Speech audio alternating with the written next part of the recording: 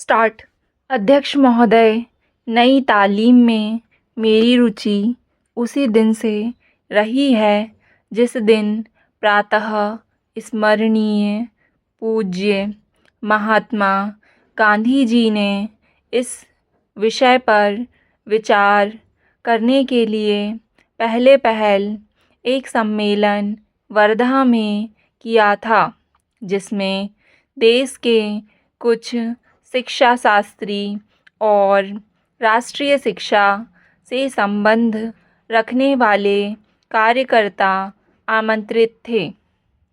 उस दिन से इस पद्धति की जिस प्रकार से जांच और प्रगति हुई है, मेरा उससे कुछ ना कुछ संबंध रहा है और इसलिए मुझे इस बात की प्रसन्नता है कि आपने आज मुझे शिक्षा संबंधी विचारों को व्यक्त करने का अवसर दिया। यद्यपि मैं जानता हूँ कि ऐसा करने में बहुत अंश में पुनरावृत्ति करूँगा और हो सकता है मेरे मत से दूसरों का, विशेषकर शिक्षा शास्त्रियों का मत ना मिले। इसके अतिरिक्त विचारणीय बात यह भी है कि शिक्षा के संबंध में केंद्रीय और राज्यों की सरकारें आज जो नीति बरत रही हैं, उसका मेरे मत के साथ कहाँ तक मेल होता है और मेरे मत में अथवा उस नीति में परिवर्तन कहाँ तक आवश्यक दिखता है। इसलिए मैं आशा करता हूँ कि मैं आज जो कुछ कहूँगा वह व्यक्तिगत विचार के रूप में ही समझा और देखा जाएगा और उस पर आप निर्भीकता पूर्वक और निर्लिप्त रूप से भली भांति विचार करेंगे। यह एक मानी हुई बात है कि जो पद्धति आज तक प्राथमिक वर्ग से लेकर विश्वविद्यालयों की उच्चतम शिक्षा तक प्रचलित है, वह वही पद्धति है जिसको ब्रिटिश सरकार ने इस देश में चलाया था और स्वराज्य प्राप्ति के बाद भी अभी तक उसमें कहीं कोई मौलिक परिवर्तन नहीं हुआ है। उसके लिए हम किसी को दोषी भी नहीं ठहरा सकते, क्योंकि जिस प्रकार शांतिपूर्वक हमें स्वराज्य प्राप्त हुआ, उसमें यह अनिवार्य था कि स्वराज्य के साथ साथ वह शासन पद्धति, शिक्षा पद्धति तथा सारा उपक्रम जो अंग्रेजी राज्य में प्रचलित था, उस परिस्थिति के प्रकाश में विचार करें और जो कुछ परिवर्तन आवश्यक जचे उसे अमल में लाएं।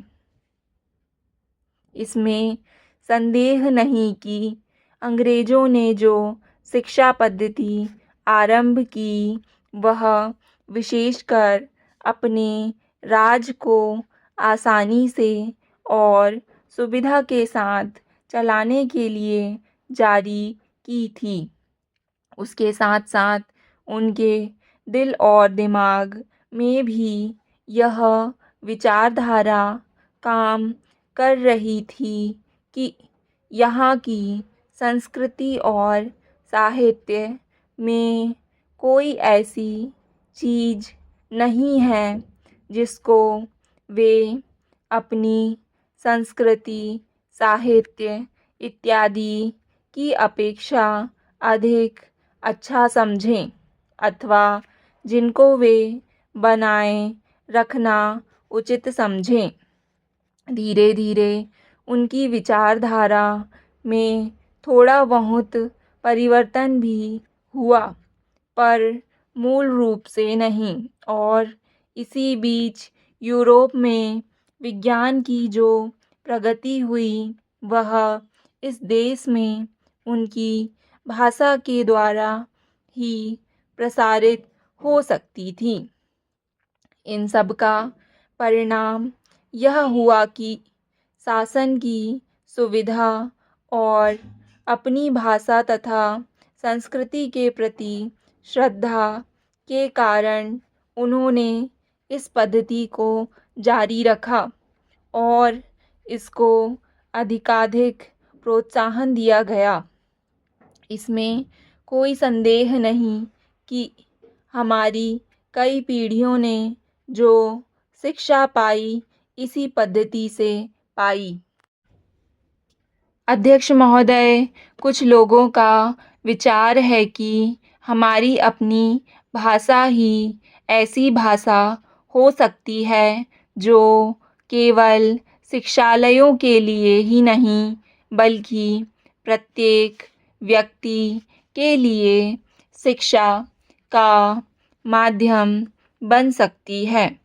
और जब तक उसको माध्यम बनाने की ओर ध्यान नहीं दिया जाएगा, तब तक शिक्षा इन्हें-गिने लोगों की ही वस्तु रहेगी और जन समूह के जीवन तक नहीं पहुंच सकेगी। दूसरी विचारधारा यह है कि आज के विज्ञान युग में हम इस देश को यूरोपीय विचारधारा से अलग नहीं रख सकते और ना इसका अलग रहना वांछनीय है, और इसलिए कम से कम उच्च शिक्षा अंग्रेजी के माध्यम द्वारा ही दी जानी चाहिए। यदि ऐसा नहीं किया जाएगा तो हम जीवन की दौड़ में और देशों की तुलना में पीछे रह जाएंगे और प्रगति नहीं कर सकेंगे। यह बात केवल शिक्षा के माध्यम के संबंध में ही नहीं, बल्कि विचार करके देखा जाए तो बहुत गहरी है और सारी पद्धति के संबंध में है। इससे स्पष्ट हो जाता है कि देश में शिक्षा प्राप्त करने की इच्छा बहुत अधिक है, जो अब शहरों तक ही सीमित ना रहकर ग्रामीण जनता में भी दिख रही है। पर उसका एक फल यह भी देखने में आ रहा है कि इतने लोग इन संस्थाओं से उत्तीर्ण होकर अपने को एक प्रकार से बेकार पा रहे हैं।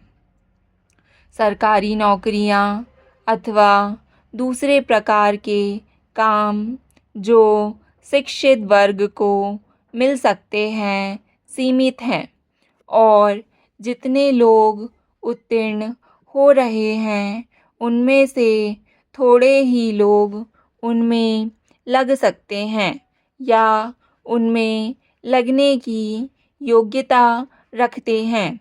अधिकांश विद्यार्थी अब वह काम नहीं कर सकते जो उनके पिता और दूसरे पूर्वज लोग किया करते थे। अंग्रेजी शिक्षा के फलस्वरूप उस काम के प्रति उनकी भावना में परिवर्तन आ गया। परिणाम हुआ कि बेकारी बढ़ी और उसके फलस्वरूप जीवन के प्रति असंतोष और उपेक्षा की भावना को बल मिला। यह इस देश के लिए बहुत भयंकर चीज़ है।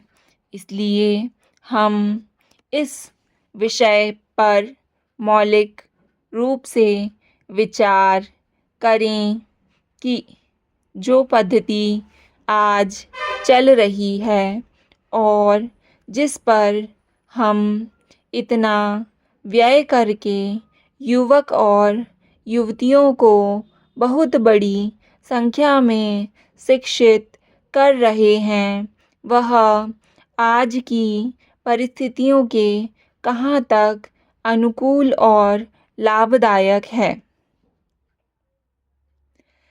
महात्मा गांधी ने इस आने वाली परिस्थिति का अनुमान लगाकर यह निश्चय कर लिया था कि यदि इस देश में अमीर और गरीब प्रत्येक भारतवासी के लिए शिक्षा आवश्यक है तो वह इस पद्धति से नहीं दी जा सकेगी, क्योंकि इसमें व्यय इतना है कि यह देश उस भार को नहीं उठा सकेगा।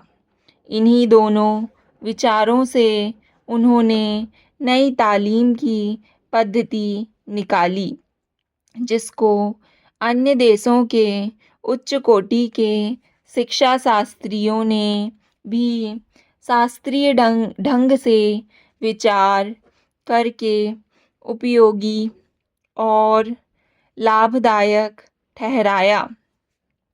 महात्मा जी के विचार से जहाँ तक मैं उसको समझ सकता हूँ, इस पद्धति में अपने दो मौलिक तथ्य थे। एक तो इसमें शिक्षा केवल पुस्तकों के द्वारा ही दी जाए। स्टॉप।